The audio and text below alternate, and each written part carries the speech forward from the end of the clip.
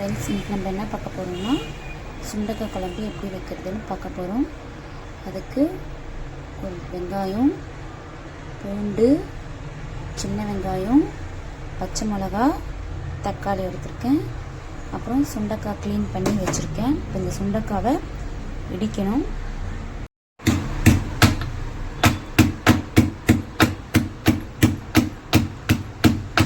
Clean பண்ணி எடுத்துக்கிட்டாச்சு. இப்போ ஒரு பேன் வச்சு ஹீட் பண்ணிக்கலாம். பேன் ஹீட் ஆனதும் நல்லெண்ணெய் ஊற்றிக்கலாம்.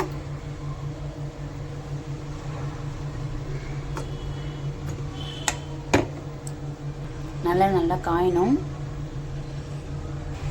நல்லெண்ணெய் ஹீட் ஆனதும் கொஞ்சம் கடலைப்பருப்பு, பருப்பு, வெந்தயம்,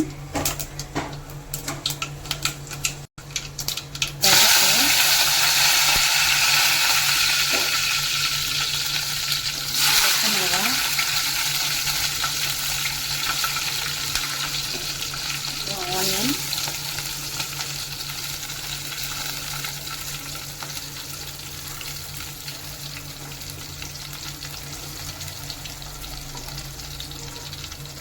இப்போ தக்காளி போட்டுக்கலாம்.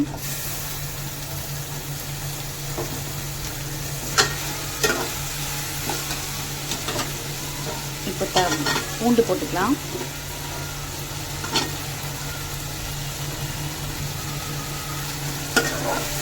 கொஞ்ச நேரம் வதங்கட்டும்.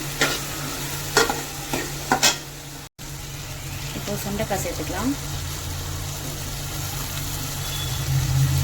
இப்போ கொஞ்சம் மஞ்சள்தூள், பெப்பர், மிளகாய் தூள்.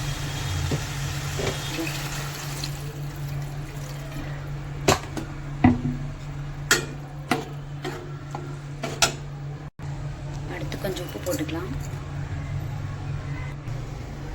புளி தண்ணி கரைச்சி வச்சுருக்கேன், அதையும் ஊற்றிக்கலாம்.